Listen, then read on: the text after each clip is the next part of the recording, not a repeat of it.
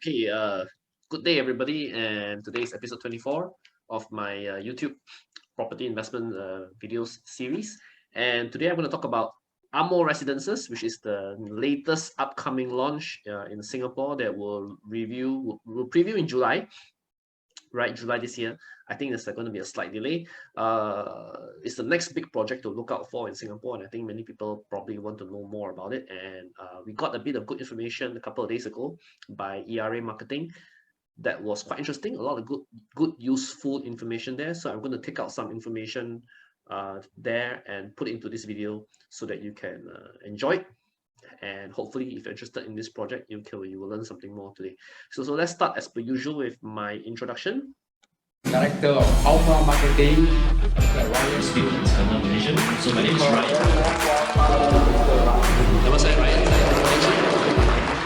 6,000 incoming supply in Johor. This is I am driving. Thank you for attending today's presentation on Malaysia. Okay, so my name is Ryan Khoo. I am a property agent. I'm a property investor. I've been investing in real estate since 2007. I have made lots of money as a property investor. I have made lots of money as a property agent as well. Yeah, both it's good. It's a good industry to be in. And I'm a Malaysian. I've been in Singapore since 2009. I do real estate both in Malaysia, Singapore. I written books. I've been featured in the media to talk about real estate investment in the Age, Business Times, Straits Times. So I've done a lot of transactions for a long period of time. So I consider myself fairly experienced in this topic. And today we're going to review AMOResidences. So AMOResidences, as I mentioned earlier, is the latest project to be coming to Singapore in July. Property market has continued to be hot. But let's talk about the property market first a little bit. Then we will go into AMOResidences in a bit more detail. So today's information is thanks to ERA Marketing. I think we got a lot of information from ERA Marketing's briefing recently. Well, there is no architect briefing yet, but they'll probably come next few weeks or so. And of course, there's a disclaimer here. All information here is correct as the time of preparation, but I mean, do take it with a piece of salt. And of course, nothing of this constitutes formal advice, and you should always double check everything before you make any major investment decisions. Okay, so how is the property market today? So actually two keywords. I mean, if you want to keep it simple, right? We have seen prices remain very resilient. Prices have been very strong. They have been on a strong upward trend since early 2021, right? And we've seen very strong demand, right? Despite property prices going up, property is selling quite high prices today. People are still buying, right? And demand is pretty strong. So demand is more than supply, which is why prices go up. So let's look at the price growth first. So if you look at the index, right, the last property price peak that we had was roughly around 2013, right? And you've noticed that we probably had a downtrend for a couple of years until 2018, which was due to a number of cooling measures that the government instituted, right? And of course, after 2018, we had some patches up and down a little bit, right? As you can see, 2019, 2020, right? 2020 was, of course, a COVID year, right? But after COVID, or maybe we can say halfway through COVID, right, in 2021 onwards, right, you can see prices start to push up quite a fair bit. And today, technically, we have achieved new highs. New high compared to the previous high of 2013. So on paper, in theory, if you bought anything, even if you bought at a high of 2013, which is some 9 years ago, by today, technically, you have already recovered back that price, right? Even though the market went down, if you bought something in 2013 at the peak, today, you should have made back or break even already, at least. So after roughly 9 years or so. Okay, so yeah, okay, so prices are a new high, right? So Singapore has always seen this new high.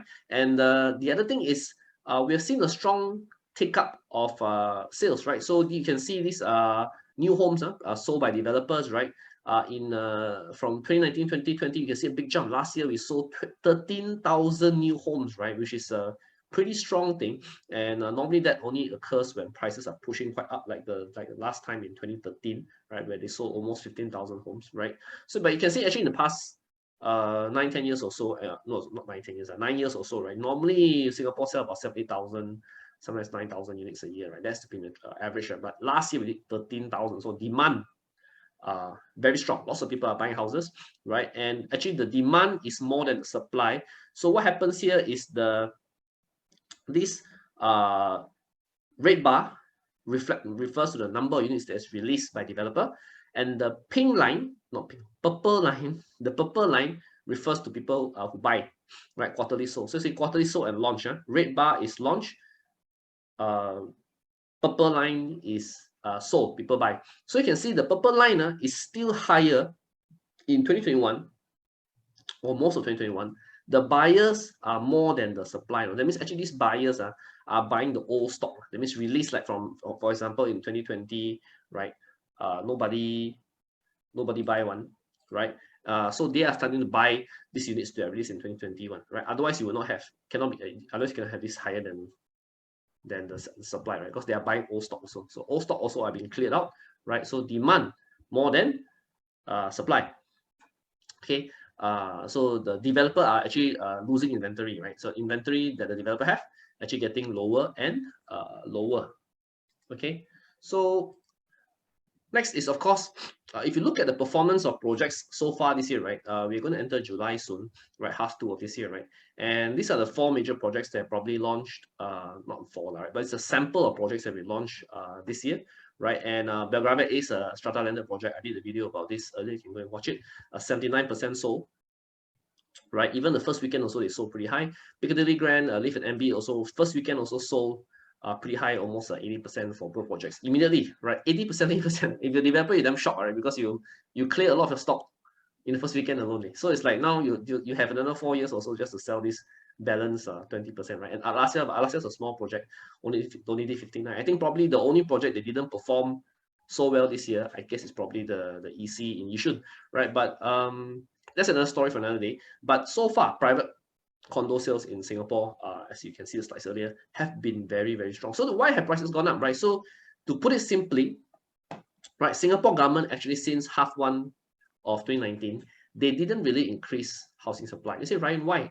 Because actually there was a cooling measure in July 2018, right? I don't know how many of you remember that. Already considered 4 years ago, right? So there was a cooling measure in 2018. So government thought that because of the cooling measure, we don't want to make the market bad, so we do not increase the number of supply. So that's reason number 1, right, in half 1 2019, which is actually mentioned in point number 2 here. And number 3, actually there was a lot of en bloc sales in the 2018-2019 period. So government also probably thought that all this en bloc will translate into other supply as well. So we don't want to flood the market with new supply.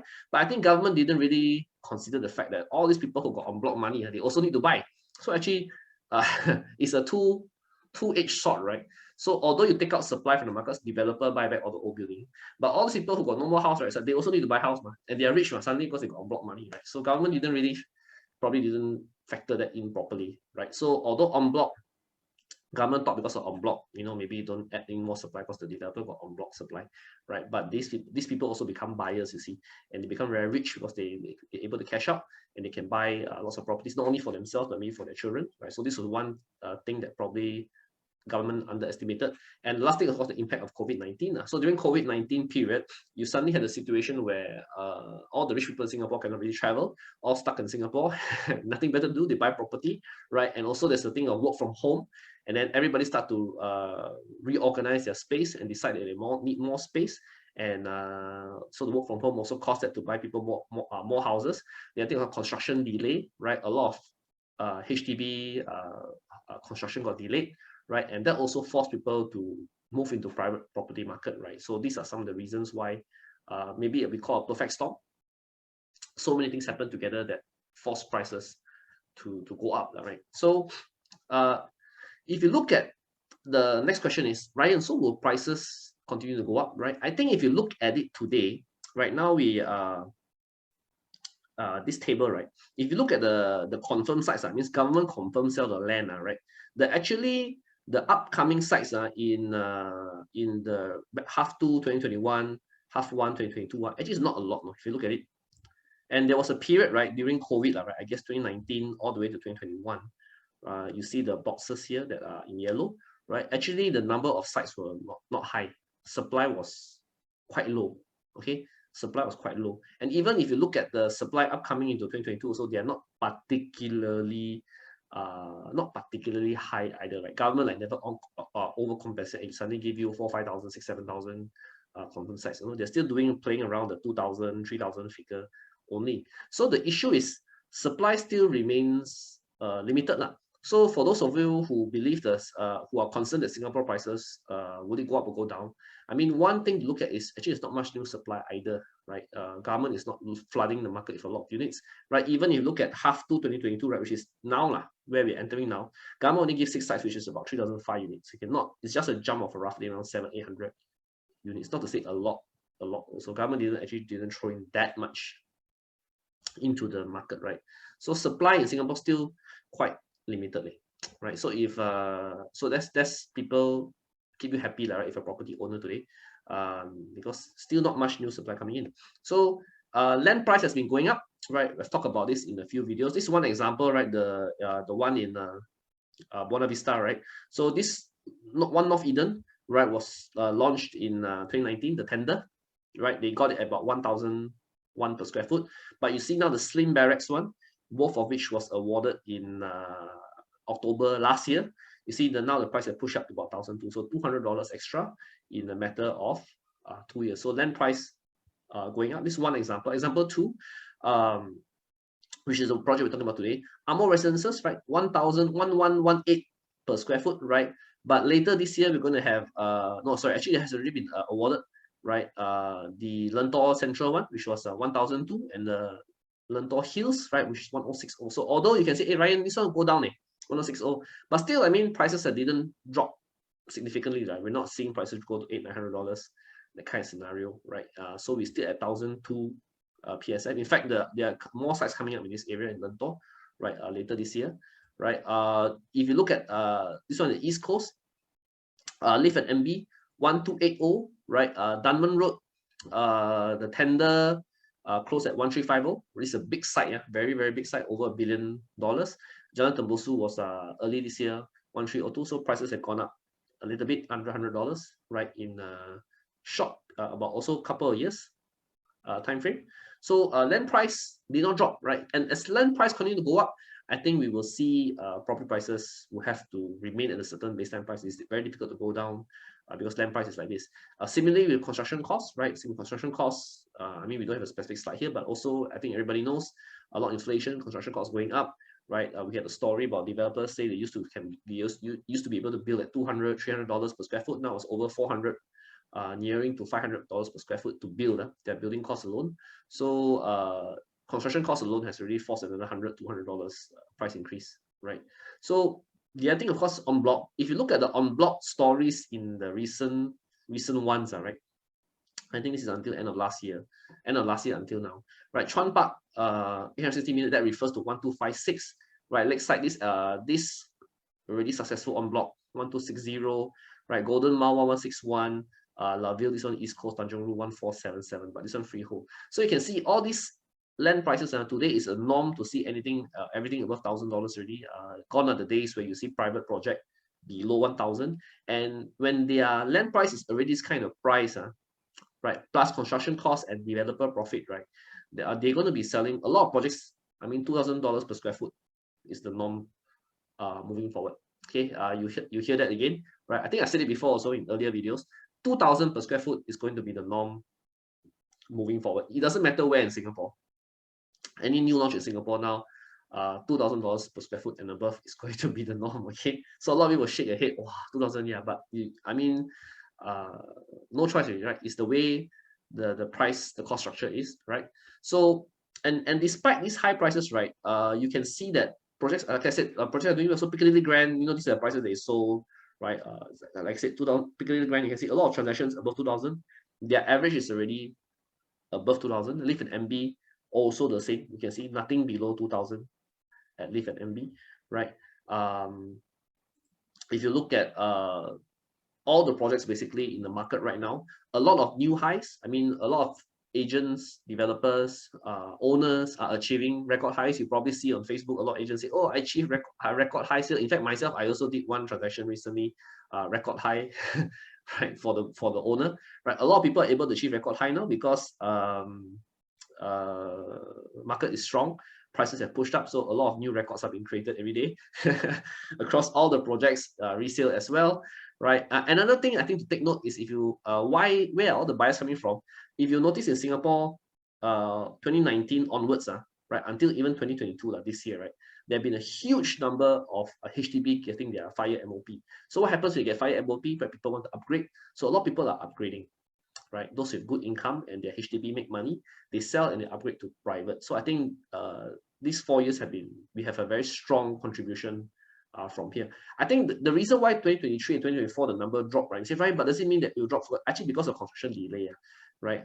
Actually, by right, not construction delay, but the what you call it, the construction delays also, and some HDBs don't complete, right? So this one get pushed off, okay? But yeah. So and then plus the other thing which I probably you don't see in the slide effect is of course the en bloc in 2018, 2019 also create a lot of buyer pool. Okay, so that's enough for the market today. Maybe too technical in some sense, but I wanted to share a bit of some slides. I thought the slides were pretty good, right? If you enjoy looking at statistics like this, right, those slides were pretty interesting to show you how the market is and why the market is like this today, right? But maybe you're here to hear about AMOResidences directly. So AMOResidences, I don't know if you like the name. To be honest, I'm half-hearted about the name. AMOResidences is a strange name to have for for a private property project, but that's the name that's come up. It's a 99-year leasehold project developed by UOL and Keng Leong, basically the UOB property arm, right? Of course, they've been long-time developers in Singapore, right? I have done many projects in Singapore, so I don't think the name is unfamiliar. So the AMOResidences, it will be a 2-tower project. So there's basically 2 towers, right? UOL and Keng Leong. So 2 towers, 21 Ang Mo Kio Rise, 23 Ang Mo Kio Rise. So 9-year project, only 372 units. So it's not a big project per se. TOP date is expected to be around 2026, right? So far, developers haven't said whether they can do it earlier. Sometimes some developers will tell us if they can complete earlier, right? But so far, we understand no change, December 2026, right? And the 372 units, only car park is 1-to-1, so there will not be any shortage of car parks. Okay, so 2 towers, tall ones. So from a unit mix, there's only 2 bedroom and above. There's no 1 bedroom. Okay, I repeat, there is no 1 bedroom. So okay, I think that's a good thing. Nowadays also, we also hope that unit sizes can get bigger. No one have to stay in small flats, small condos, right? So 2 bedroom, around 2 bedroom, 3 bedroom, 4 bedroom, 5 bedroom penthouses. So that reflects the 300 plus units that they have here. So where is this AMOResidences? Basically, it's Ang Mo Kio Avenue 1. But I don't know how familiar you guys are with Ang Mo Kio, but it's Ang Mo Kio Avenue 1, the very long road, right? But towards the end of Ang Mo Kio Avenue 1, where you're more or less going to enter Upper Thomson already, but also where the part you sort of can enter into Bishan, it's facing Bishan Park, okay? It's facing Bishan Park, right? The Bishan Ang Mo Kio Park, right? So that's where AMOResidences is. So this is Lower Pierce Reservoir, right? I think very popular. Most of you probably know what it is. I mean, even Bishan Park also very popular. I'm sure lots of people have been to Bishan Park before, right? So if you look at the small map, right, the site is a bit of a triangular site, but it's quite near, more or less facing the Bishan Ang Mo Kio Park, and it's quite near Mayflower MRT, right? So if you have from a drone photo, right, this is the site, a bit triangular. This one is completed HDB. This is a HDB under construction. I think the nearest block is only about 4 stories, although there are some taller ones over here. I'll talk about the views later, right? And you can see here's the landed estate. So actually you have a lot of blocks that will be able to get unblocked view because they are facing the landed estate. And of course, those which are facing south, right, towards Bishan Park, they also unblock view because they face towards Bishan Park. So actually, one good thing about this project is I think a very high proportion of units will be unblocked facing. Okay, so what is the plus points for AMOResidences? I think it summarizes in 5 points here. So number 1, less than 5 minutes walk to Mayflower MRT, quite near, later I show you, right? Our prime location, of course, in Ang Mo Kio Avenue 1 is quite easy to go to the SLE, quite easy to go to CTE, right? Easy to access to Bishan. I mean, if you're Ang Mo Kio, you're more or less in the center of Singapore, right? So it's quite easy to go anyway, I guess. 1 km to good primary schools. There are 2 primary schools which are very good ones, very popular ones, very near to AMO.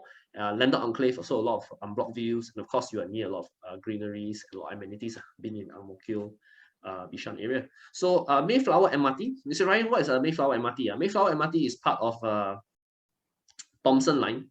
I'll talk about Thomson line later. So AMOResidences here. So from this distance, you walk to the MRT is about if a straight line lah.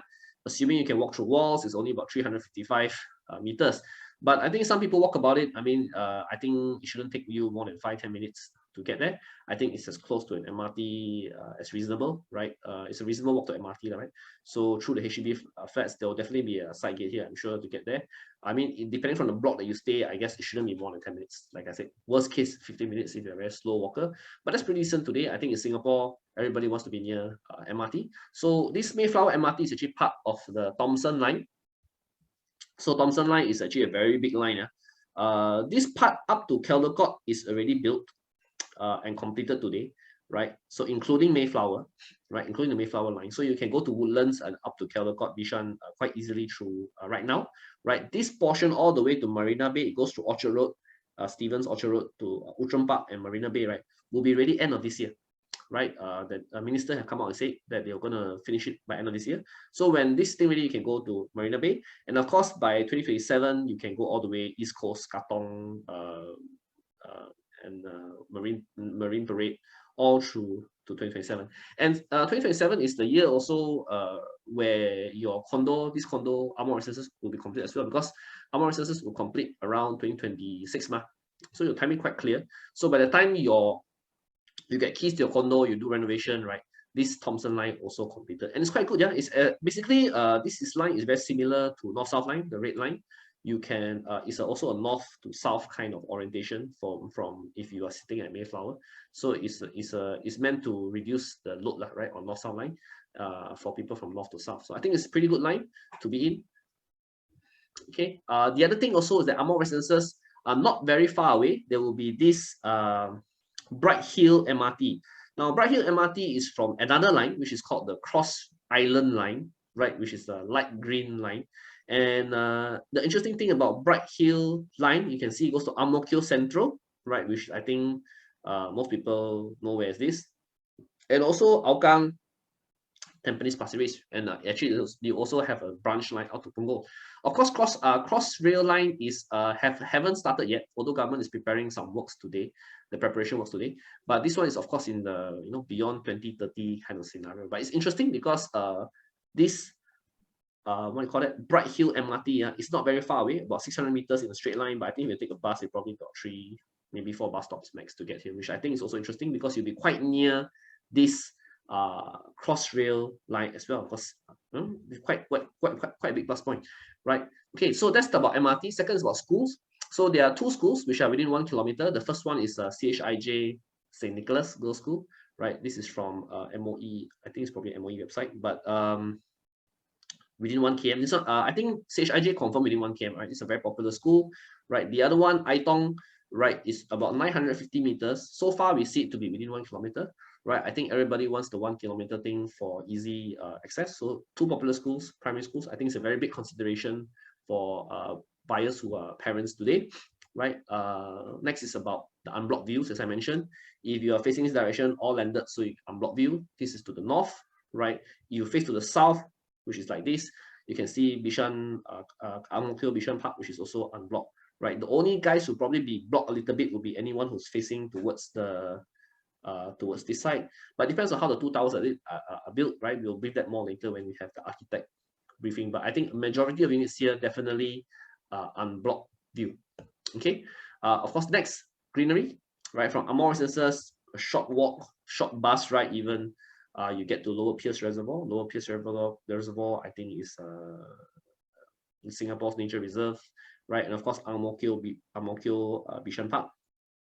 I think Bishan Ang-Mo-Kio Park is no stranger, urban park in Singapore, very popular today. I think I don't need to talk about too much about this. And Lower Pierce Reservoir Park, all right, pretty nice place also. I think lots of people go here jogging, etc. Again, I think I don't need to speak too much about this. Everybody knows Lower Pierce Reservoir Park, right? You go up to Upper Thomson, I think Upper Thomson, there are a lot more access into this area as well. So amenities, of course, if you're in Ang-Mo-Kio, as I mentioned, I think you go north, go south, go west, go east also. There's food and amenities in all directions, all right? I don't need to I don't need to elaborate further because this is Ang-Mo-Kio Avenue 1, right? Yeah, there's everything everywhere, right? So Another interesting thing about AMOResidences is that as a private condominium, this is the first one in 8 years, right? The last one we had here was Panorama. Panorama is pretty near actually. Panorama and AMOResidences is not very far away. It's probably a short walk, short drive to this AMOResidences. So Panorama was by Wheelock, yeah, Wheelock project, right? 2014. Before that, Central and Grandeur were very old. Central and Grandeur are considered, I mean, today not new project anyway, right? But it's the other side lah. I mean, Central next to Ang Mo Kio MRT, Grandeur 8, north a little bit, right? Yeah, but this Ang Mo Kio actually doesn't have that many private condos, right? So this is the first one in 8 years. So we foresee a lot of demand because Ang Mo Kio is a big estate, right? Lots of people live here. Popular place to be. So definitely a lot of people will come and see AMOResidences. Limited supply, as I mentioned, only 4 projects just now. And if you consider from master plan, is there any other site that can be built? Yeah, there's about AMO is number 1. So is it AMO number 1? Yeah, so actually up to 5 sites right here. We don't know whether they'll be HDB or private, right? We don't know whether HDB or private. But again, not many sites because Ang Mo Kio is actually a quite developed estate today. So whether they're HDB or private, right, there's not much upcoming supply to challenge you in the future, right? And even the AMOResidences site was quite well contested, right? This one was, I think, 2020 tender, right? And you can see 15 developers, right, put in a bid because, like I said, Ang Mo Kio, very little private condo, so everybody want to try and get Ang Mo Kio condo to launch an Ang Mo Kio condo, right? And this is the estimated price matrix. This is not from developer. This is something that ERA has estimated.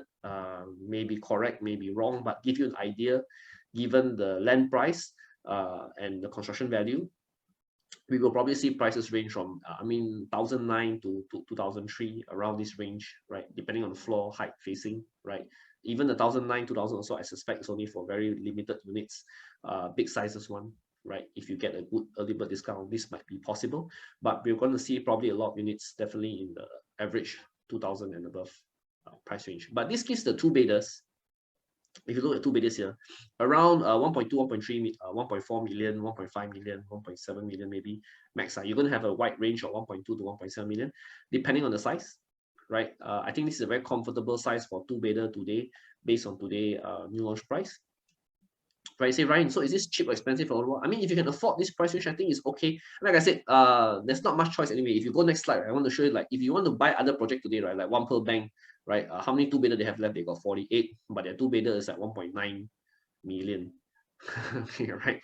If you go to what the Bartley View, 1.39 million, but this is Bartley lah. Bartley, they only have 15 unit left. 15, Bartley View, right? If you go to say Park Point Martin left 1, you're going to see Pasir Ris 8 got 10, but this Pasir Ris at 1.4 million, about 2,000 PSF also, but Pasir Ris, right? Florence has about 1.3, but only left 6 units, right? So again, there are not that many choices. Again, if this is assuming that you like these areas, because but Ang Mo Kio, there's no competitor, right? The nearest is where Hougang Avenue 10 near the Household Drive, also not very far away, right? Key Residences on the other side of town, right? There's not much choices. That's it. If you're just looking at two bedroom, right? In terms of what kind of units are available, right? Because today the issue in market also, you want to buy also not necessarily got unit, right? So AMOResidences coming out gives you a certain choice for those people who want to buy Ang Mo Kio area. Okay. Yeah, so these are resale prices, right? So far, not bad. So if you consider AMOResidences is a new project with a fresh 99-year lease, Panorama, Thomson Impressions, Jetscape, all this project, even if you look at Grandeur 8 and all those older projects, right? Their lease have run out of peak. So actually at 1,007, 1,008 per square foot, okay, well their lease decay is in line with if you're going to sell a fresh lease at 2,000 square foot, not too bad. Right. The other thing you take note also, if all the HDB around AMOResidences also are going to be $1 million flat, they already are going to get MOP, like this block 260, right? 260A, they already achieved MOP already, 5-year MOP. So and the resale price range, you can see for their 5-room flat now, it's also $1 million range. Even the 4-room flat also somewhere going to be near $1 million flat. So a lot of these owners have made money, right? These HDB owners have made money, and assuming they want to upgrade to AMO, they can sell their HDB because they clear the MOP and buy AMOResidences. That's possible, right? Because they probably bought around 400,000 earlier, so definitely they can hit this kind of profit for them to buy private, upgrade to private. Okay, so yeah, so those are the benefits of AMOResidences. Another one, of course, is we're going to talk about overall Singapore, right? So we can see Singapore those days in Marina Bay, right? Land price was 2,100 plus, today is 1,003 plus. Panorama, which is where we are today, the project, right? 789, AMO is 1118, so $400, $300-$400 difference here. So land prices are going up, and Singapore has shown a very strong price increase over the years. So I hope that gave you some idea about upcoming AMOResidences. If you're keen, right, previews will be in July, right? Feel free to ask if you have any questions, right, about or comments about AMOResidences. We are now waiting for the architect briefing, right? And from architect briefing, we get some idea about layout plans and how the corridors like, how the natural light, how the facing, right? And maybe we'll do a video about that once we have that information. But we are 100% sure that this thing will happen in July, because it's already end of June now. So definitely all these things will be in July. We're probably waiting for the school holidays to clear, right? Developer to tidy up some final information, and then we're going to have the AMOResidences launch, right? And definitely it will sell very well, given the reasons I mentioned above. Good schools near MRT, hardly any launch in Ang Mo Kio, no launch in Ang Mo Kio for the past 8 years. Good location being in Ang Mo Kio itself, lots of greenery, lots of amenities, right? So I think only limited units, 300 plus units. So I think definitely it will sell well, given the market today. So if you're keen, do drop me an email or comment my video below. Do like, share, subscribe my YouTube channel if you enjoyed what I've shared with you today. We'll do more information, more videos about this as time comes up. Thank you very much. Enjoy the day. Hope to see you soon. Bye-bye.